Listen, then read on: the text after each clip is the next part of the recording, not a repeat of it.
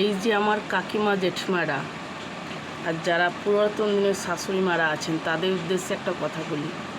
এই যে আপনারা ছোটো থেকে একটা কথা বলতেন না, এখনও বলেন, মেয়ে মানুষকে এত লেখাপড়া শিখিয়ে কী হবে, সেই তো উনুনের ছাই কাটবে আর সেই ছাই নিয়ে বাসন মাজবে, তাদের দ্বারা নাকি কিছুই হয় না। তাদেরকে একটা কথা বলছি, মেয়েদেরকে সঠিকভাবে চেনা হয়নি। নিজে মেয়ে হলেও মেয়েদেরকে আপনি সঠিকভাবে চিনতেই পারেননি। একটা মেয়ে চাইলে দেশও চালাতে পারে, গোটা বাড়িও চালাতে পারে। এই দেখুন আমাকে, এই মাত্র আমি উনুনে রান্না করে ছাই দিয়ে বাসন মেজেছি, এখন আবার মেকআপ করতে বসেছি।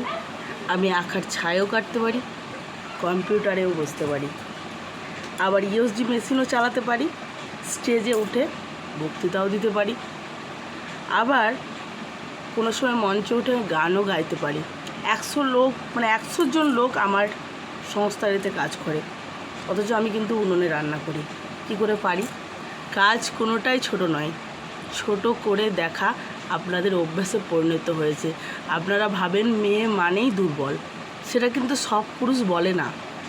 আমাদের এই মেয়ের দুর্বলতা এই কিছু পুরনো দিনের ধ্যান ধারণার মানুষজন বলে, কিছু মেয়েলি লোক বলে, পুরুষরা বলে না। বলে নাকি মেয়েদের হাঁটুর নিচে বুদ্ধি থাকে।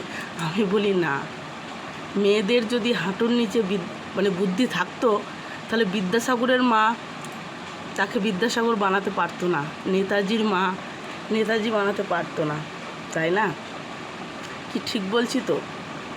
তো আমি আমাকে দিয়েই বলি, 2012 সালে আমার বিয়ে হয়। তো সুযোগ, কথাতে বলে সুযোগ যদি পাওয়া যায় তাহলে সব কিছুই করা যায়। তা আমাকে কিন্তু সুযোগ দেওয়া হয়নি যে আমি একটা ভালো কোনো কাজ করব, সেই সুযোগ আমাকে দেওয়া হয়নি। আমি পড়াশোনা করতে করতে মাঝপথে আমার বিয়ে হয়।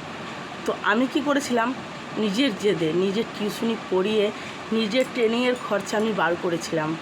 মাত্র 20টা টাকা নিয়ে আমার স্থানীয় যে শহর আছে সেখানে গিয়ে আমি কাজ শুরু করেছিলাম। নিজের মধ্যে জেদ ছিল। তারপর বাড়ি এসে হাজারো বাসন মেজেছি, হাজারো কাপড় কেচেছি, হাজারো কাজ করেছি, নাম পাইনি, কেউই পায় না, তবু কিন্তু আমি হাল ছাড়িনি।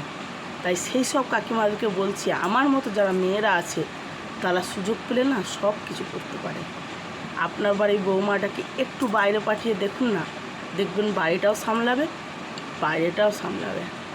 এই দেখুন আমি চুলে কিন্তু হেয়ার স্পা করে নিয়েছি। কে বলবে আমি উনুনে কাজ করছিলাম? তাই তো, ভুল বললাম না কি? একটু ভেবে দেখবেন। মেয়েদেরকে সবসময় ছোট করবেন না, অবহেলা করবেন না। আপনাদের মতো কিছু পুরনো যুগের ধ্যান ধারণার মহিলাদের জন্যই আজ মেয়েরা অনেকটা পিছিয়ে যাচ্ছে। যুগ উন্নত হয়েছে, এগিয়ে আসুন, সমস্ত কিছু সুযোগ দিন, মেয়েরাও সমান তালে ছেলেদের মতো কাজ করতে পারবে। আর যেসব মেয়েরা আজও পিছিয়ে আছো তাদের উদ্দেশ্যে বলছি, একবার সাহস করে বাইরে বেরিয়ে দেখাও, দেখো দুনিয়াটা একদম পুরো পাল্টে যাবে।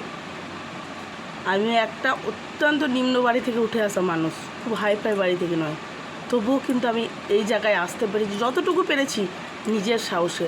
কেউ আমাকে সাহস দেয়নি, না নিজের বাড়ির লোক দিয়েছে, না নিজের হাজব্যান্ড দিয়েছে, না শ্বশুরবাড়ির লোকজন দিয়েছে। নিজের চেষ্টায় আমি এই জায়গায় এসেছি। এর জন্য আমাকে অনেক কাঠখড় পোহাতে হয়েছে। তোমরা কি ভাবছো খুব খুব সুন্দর ছিল আমার জীবনটা তাই পেরেছি, সবাই সাপোর্ট করেছিল? আরে না, অতটাও সহজ নয়। তোমাদের সঙ্গে যেগুলো ঘটেছে আমার সঙ্গে ঠিক সেইগুলোই ঘটেছে, তার থেকে হয়তো একটু কম কিংবা বেশি, কিন্তু আমি হাল ছাড়িনি। তোমরাও হাল ছাড়বে না। সামনে মা দুর্গা পুজো আসছে, তো মা দুর্গা আসছেন। এই দুর্গা পুজোতে তোমরা শপথ নাও যে মায়ের মতো তোমরা শক্তিশালী হবে। তোমাদের ভেতরের যে শক্তি আছে সেগুলো তোমরা জাগিয়ে তোলো। ভয় পেয়ে বাড়িতে বসে লুকিয়ে থাকবে না। নিজের জন্য ভাবো, নিজের জন্য কিছু করো। ভিডিওটা ভালো লাগলে একটা লাইক করবেন, কমেন্ট করবেন, আর এই আমার কথাগুলো যদি ভালো লাগে তাহলে আমার চ্যানেলটাকে সাবস্ক্রাইব করবেন। নমস্কার, আমি জ্যোতি মাহান্ত, আমার যে চ্যানেলটা আছে জ্যোতি নামে। তো সবাইকে স্বাগত জানাই। আজকের মতন এখানেই আমি আমার ভিডিওটা শেষ করলাম।